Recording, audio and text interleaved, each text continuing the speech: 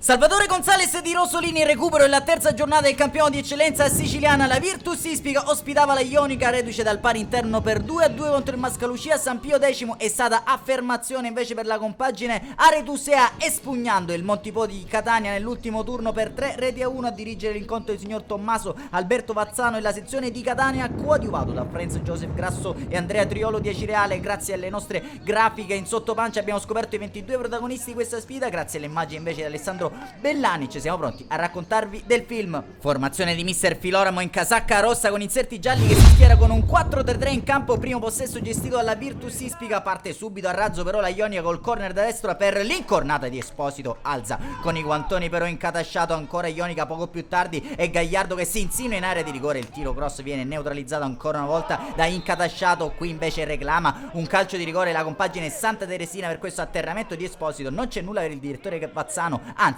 c'è ammonizione per simulazione danni dell'attaccante campano. Il primo squillo dei locali arriva poco prima della mezz'ora con l'incursione di Drago che penetra in area di rigore. Romano ci mette una pezza e poi San Filippo ad alleggerire l'area. Dall'altro lato la sventagliata di Ecceveria per lo stop di Gagliardo che salta un avversario, si insinua in area, sterza sul destro, ancora Gagliardo, salta uno, due avversari, Gagliardo gonfia la rete alle spalle di Incatasciato. Questa è una perla al Gonzalez di Rosolini che porta in vantaggio la Ionica. La firma anche quest'oggi di Max Gagliardo. Slalom gigante per lui nell'area avversaria e 1-0 per i Santa Teresini. Non tarda ad arrivare la risposta dei locali, addirittura con la semisforbiciata di Acciavalla si accartoccia alla propria destra. Romano era stata anche ravvisata una scorrettezza in area di rigore. Qui Branca invece dall'altro lato serve Esposito forse perde l'attimo propenso per calciare a rete, mantiene comunque il possesso della sfera, si gira su se stesso, crossa velenosissimo il suo mancino che danza sulla linea di porta. E questa l'ultima emozione della prima frazione di gioco, squadra alla pausa sul parziale di 0-1. Decide qui la perla alla mezz'ora di Max Gagliardo. Passiamo allora con le nostre immagini al film della ripresa. Ionica ancora pericolosa con Gagliardo e qui sbuca tra una selva di gambe avversarie, prova a replicare la gran rete della prima frazione di gioco. Questa volta però è debole il suo tentativo, risposta della Virtus Ispica con Serraco che sfiora l'incrocio dei pali. Scocca l'ora di gioco e la Virtus sembra essersi destata dal proprio torpore. Il mancino però qui è debole di Serraco, facile preda di Romano. Primo cambio per mister Filoramo, dentro De Gloff, fuori Branca. Ispica che però sta saporando il sangue della propria preda, qua va vicina al pari col tentativo sporco che può liberare Acciavalla al diagonale. Ancora una volta è superlativo Romano.